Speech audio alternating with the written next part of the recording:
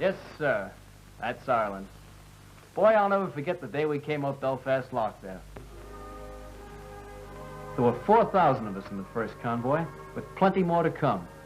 On leave and duty, there must have been 250,000 young Americans busting into Ireland from 1942 on. And green? Boy, I'll say, why, we were as green as Ireland. Most of us thought Ulster was a kind of long overcoat, instead of the old historical name for the 9 counties in the north of Ireland, including Donegal, Cavan, and Monaghan. But today, Ulster is generally used to mean the 6 counties of North Ireland. Londonderry, usually shortened to Derry, Antrim, Fermanagh, Tyrone, Armagh, and County Down, the counties that naturally group around Belfast.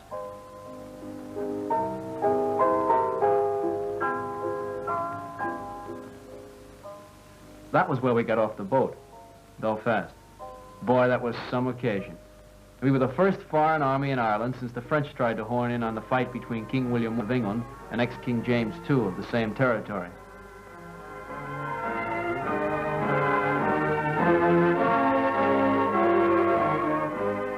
The place we landed was Pollock Dock, and the first American ashore was Private Milburn Henk of Hutchinson, Minnesota. Needless to say, he was a pretty proud lad.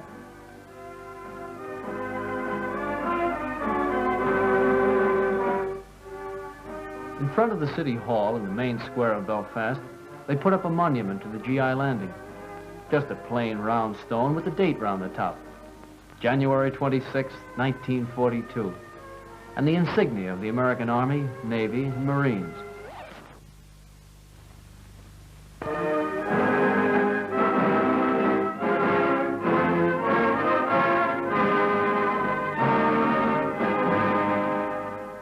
This monument was the first thing General Ike Eisenhower took a look at when he came to Belfast to receive the freedom of the city.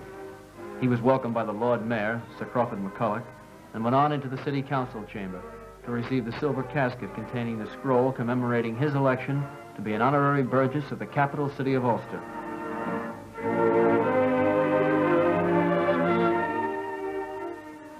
But that was after the war. The time I was speaking of was January 1942.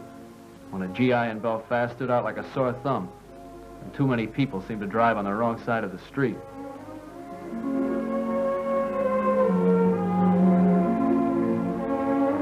I remember stopping by a bookstore one day, and there was one book in the window that took my eye immediately, because it seemed to be some kind of account of the country, though the title didn't exactly warn a guy away from it. It had a swell line of local pictures in it, and I began to think I was a kind of Columbus in reverse, American discovering Ireland.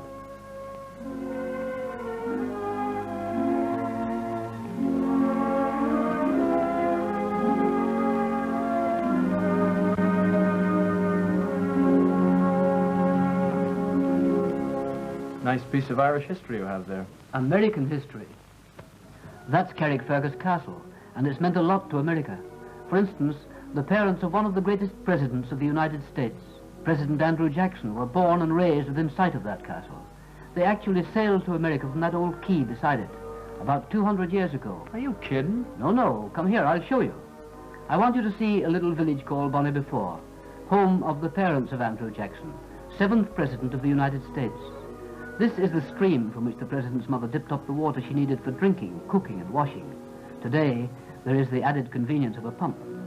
Beyond it is a typical Irish cottage of exactly the age and type of the home of President Jackson's parents.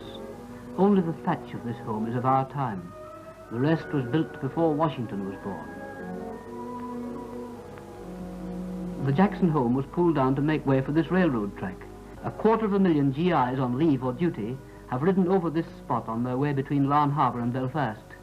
When the track was laid, the Jackson home was broken up, and one of the windows was bought by a neighbour across the street, name of McGill, the father of the present owner, John McGill here, who is 82 years of age.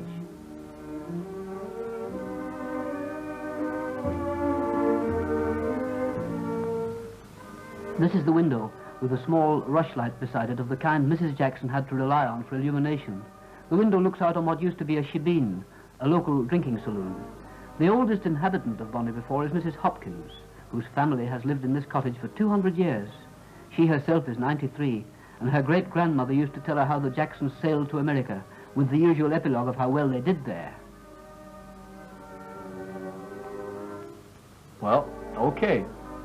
But you can't make a book out of one isolated coincidence of Irish and American history. Isolated?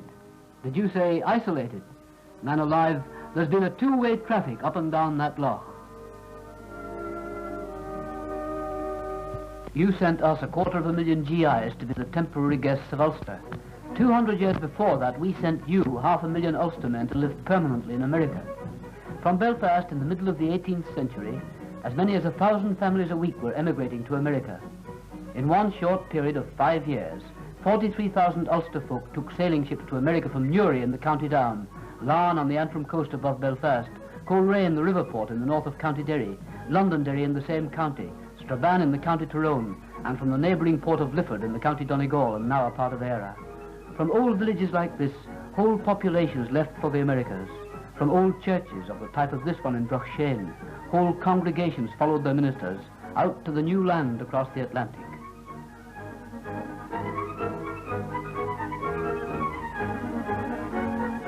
A mile or two from Bruchshane Church is a memorial of special interest. Quaintly situated amongst the cornfields, it was erected to the Houston family. From them originated Sam Houston, great general of the Texan War with Mexico and first president of the Republic of Texas. This is Willie Houston, sole remaining member of the family in the district. He has a son, another Sam Houston, who was a medical student in Edinburgh. The Houston Memorial stands in the shadow of Slamish, the queer-shaped mountain where in his early days St. Patrick was a swineherd. It's a strange twist of the shamrock to locate in the same piece of Irish soil the origins of the patron saint of Ireland and of the father of the state of Texas.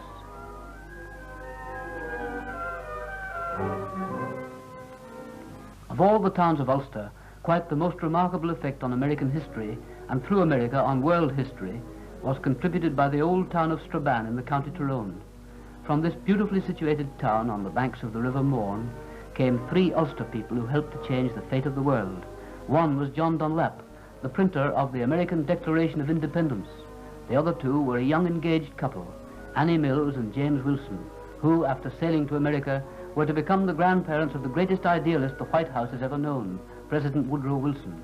By a remarkable coincidence, both John Dunlap and James Wilson went to work in the same place, the old printing shop of the Grey family, master printers in Straban for 250 years, but whose present shop in High Street has only been in operation since 1760. Down the alley at the back of the shop went the printers' apprentices, John Dunlap and James Wilson. The alley itself has not been changed since the 18th century, when their work lay up those stairs, in the loft above, where printing is still done, and where President Wilson's grandfather himself would find no change, except a newfangled gas lamp for illumination, and one new machine to assist the old press on which Dunlap and Wilson learned to print. This old press on which they worked is still in operation. Here it is, and exactly as in their day, it is still used for printing local posters. It was on this machine that John Dunlap, the Irish immigrant, learned the craft which later enabled him to print the American Declaration of Independence, the charter of a new course for democracy.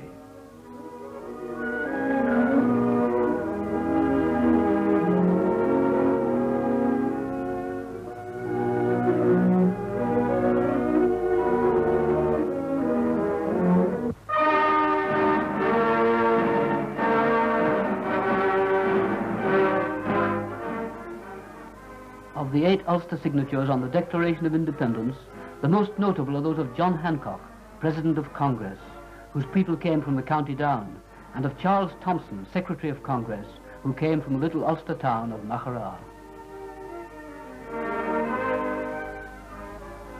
But from Straban, so many Irishmen sailed away to America that a long-forgotten harper put the pain of it all into a song.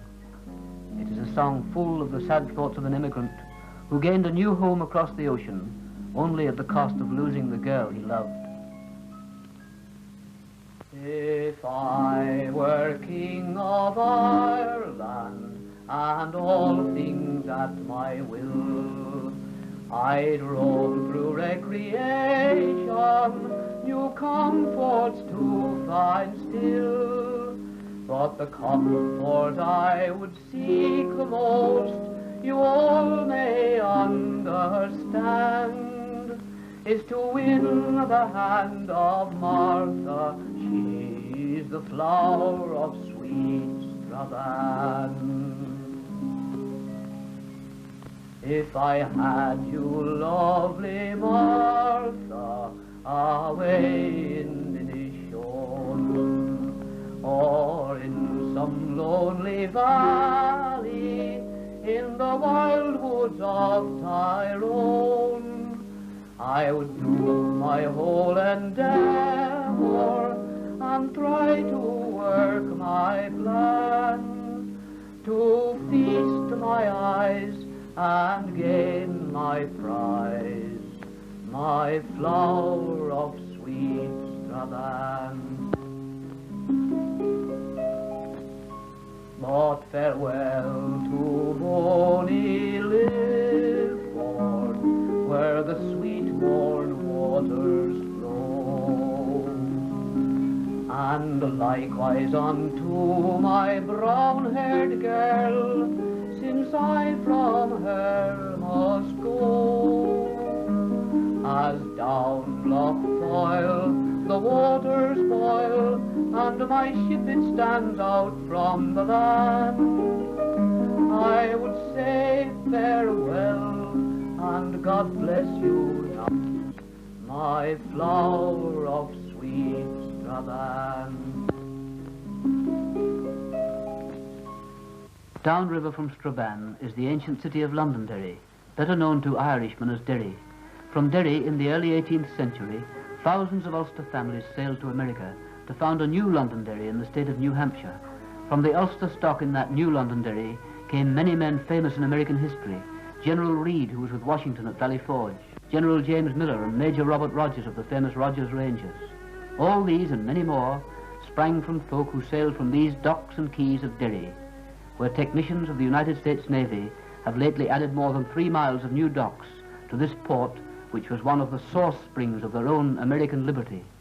Beyond Derry is Culmore Point, and beyond that the open sea and the American continent if you turn left. But if you turn right, you come to the mouth of the River Bann, the famous Bann which rises in the Mourne Mountains and flows through the length of Ulster.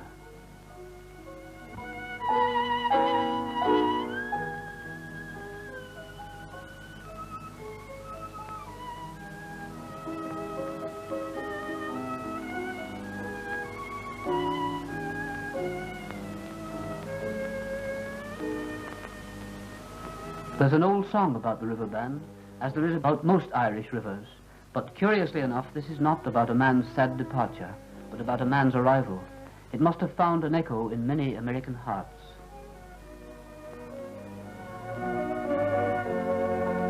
When first to this country a stranger I came, I placed my affection on a maid that was young. She being fair and tender, her waist small and slender, kind nature had formed her for my overthrow.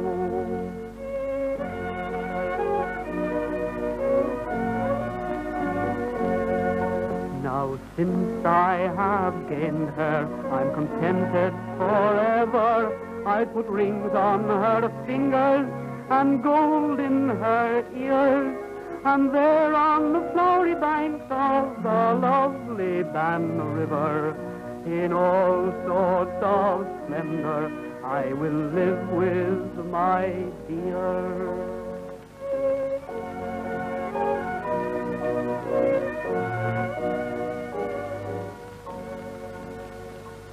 From the river port of Coleraine sailed many Ulster folk who became famous in America. Amongst them were some country people from a little farm near Derry, a few miles south of Coleraine.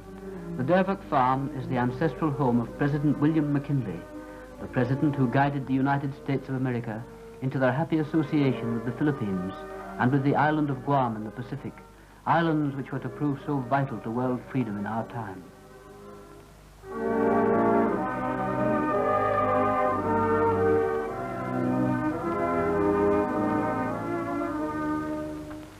Time has handed over the ancestral home of the McKinleys to the cows and the hens.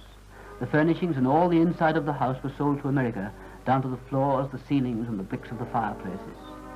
And with the money thus obtained, this new grey house was built beside the old one.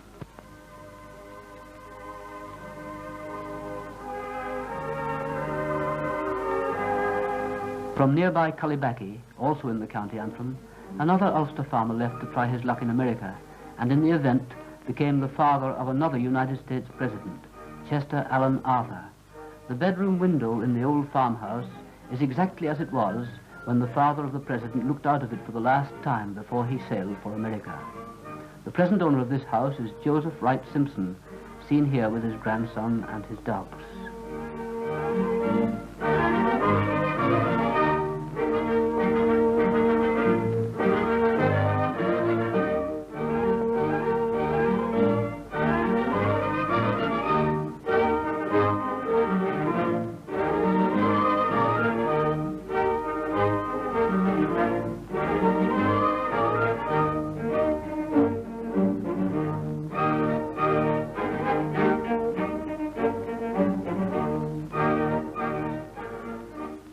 Half a mile across the Irish countryside is the home of the nearest living relative of President Arthur, who still lives in Ireland, a Mrs. Kenny.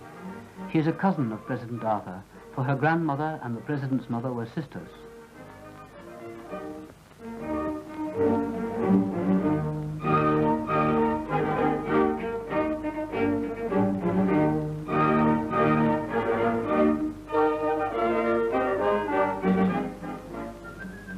In her younger days, Mrs. Kenny was a pillar of the local dramatic society.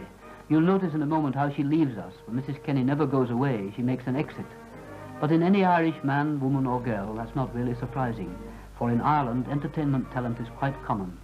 It was because of this that throughout the war, ENSA, the National Service Entertainment Organisation, was able to keep 12 companies going in Ulster. Here, at the back of some ENSA billets, an artist is practicing an old song, the Inniskilling Dragoon. This song was written in praise of the famous Ulster regiment of a famous Ulster town, Enniskillen, the lakeland beauty spot of Northern Ireland. The words tell of an enlisted man who went to fight abroad, to leave the fair waters and green isles of his native land. Ah, beautiful damsel of fame and renown, a gentleman's daughter from Monaghan town, as she rode by the barracks, this beautiful maid, sure she stood on her coach to see the dragoons on parade. Very well, Enniskillen, I leave you a while, and all your fair waters, and every green isle. When the wars they are over, we'll return in full bloom, and they'll all welcome home their Enniskillen dragoon. One of the most popular songs in Ireland is not Irish at all, but old Southern American. It travelled in a letter back home from Texas, USA.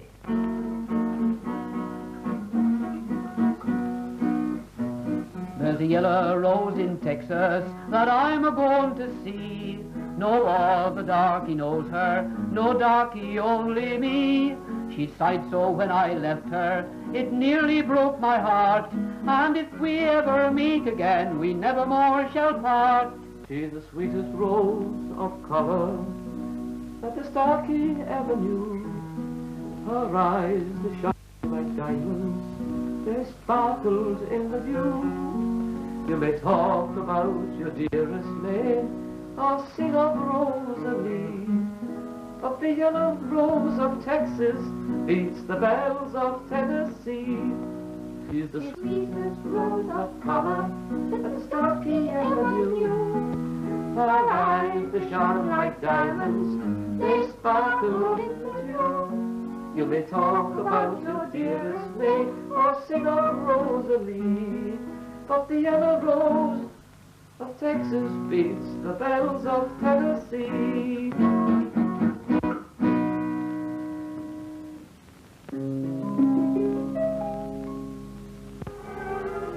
But modern Ulster is not all white cottages and cornfields, nor all ancient historical buildings and quaint traditional dances.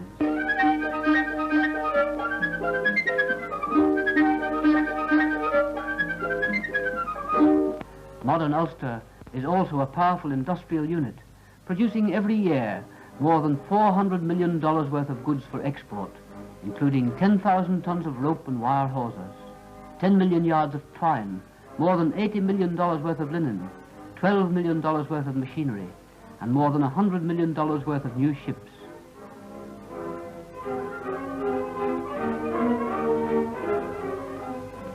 Northern Ireland, with a population of 1.25 million people, has an external trade of over £200 million per annum, the equivalent of more than $800 million. So it's hardly surprising that except on high days and holidays, there's always a haze over the city of Belfast.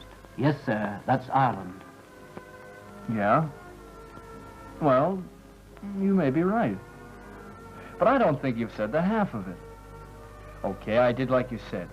I took an interest in the history. And I can even show you something you didn't tell me. This here is the house where the Stonewall Jackson family came from.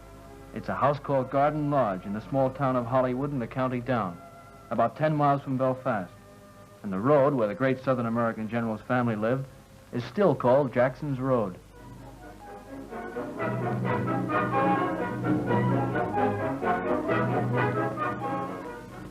But all this is history.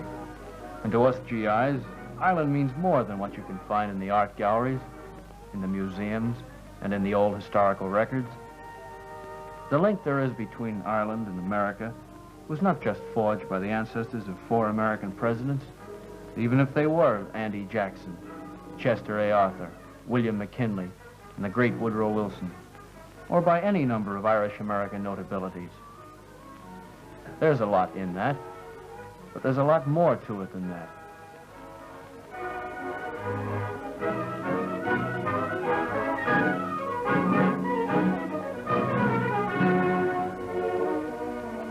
Remember, I saw the way these people took General Ike.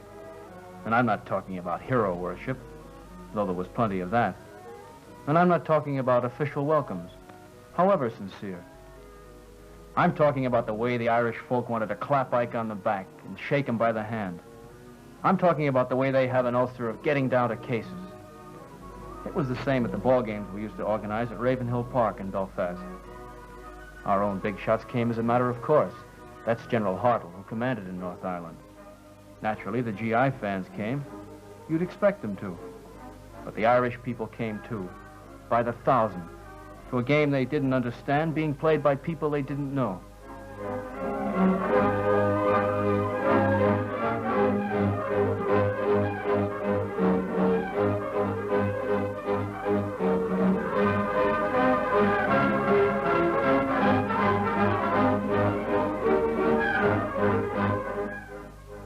The Irish came because we were having fun. And that's the way you'll always find these people, having fun. Boy, they've got warm hearts, these people. Oh, I know what I'm talking about. You see, I won one for myself. Her name is Molly, and she comes from Larne, where we were married. More than 1,100 GIs married Irish girls in the 4 years we were there. And I guess those 1,100 anyway have an idea what I'm trying to say. I remember the farewell night of the American forces in Ireland. There was a party at the Red Cross Club in Belfast. The first American Red Cross Club opened in Europe, and the last to close. It was brilliantly run by Mrs. Marcia Mackey, an American woman married to an Ulsterman. General Robinson is congratulating her on it, and so he should. There was a whole raft of generals there, come to hand back to Ireland the keys of Langford Lodge, the first U.S. air base in Ulster. General Houghton was there, commanding the U.S. Tactical Air Force, and General Strong, who took over in Ireland, and General Koenig, commander of the United Kingdom base. But the guest of the evening was Sir Basil Brooke, Prime Minister of the Northern Ireland government. And in the speech he made that night, he put what I've been trying to say in a nutshell.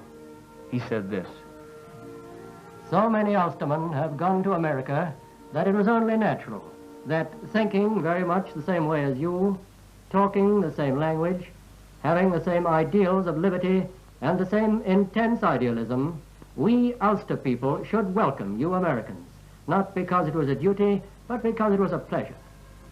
The greatest compliment you can pay us is to come back with your wives and children as soon as transport will allow. Not because you served here, but because you will be coming back to shake hands with your friends. Yep.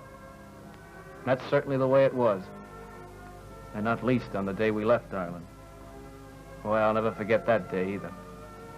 I wasn't the only G.I. Joe saying goodbye to his wife and his sweetheart. There were plenty more like me. And if some of us took it hard while others took it with a grin, well, there were not many of us didn't feel we were kind of leaving home all over again.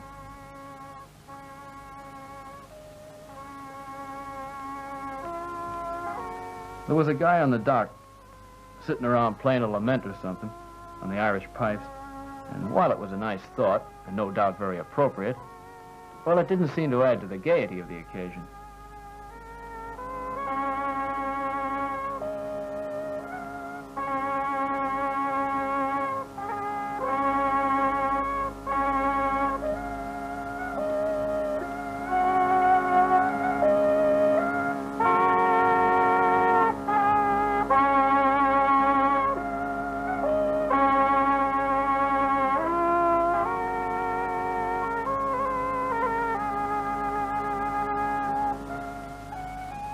Yes, ma'am. There were some kind of sad faces left on the Irish docks that day. And if it comes to that, there weren't many gay-looking guys on board ship. About the only satisfied customers around the joint were the seagulls, who weren't going anyplace, and the ship's officers, who were coming back. But in Ireland, the sun never hangs around for long and back of the clouds, and there's always some guy who knows when to change a tune. There was a bunch of girls we knew down from the Empire Theatre in Belfast. And the old guy in the fisherman's hat made up his mind they were going to dance. First thing he had to do was get the piper off to a new start.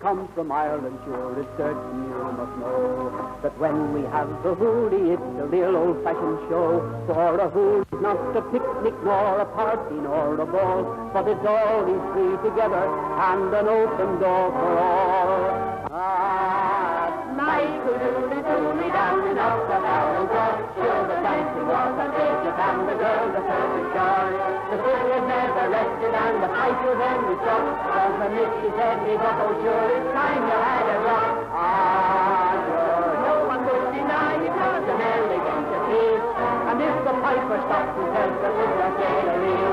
I'll find you never thought of stir, but you found it short.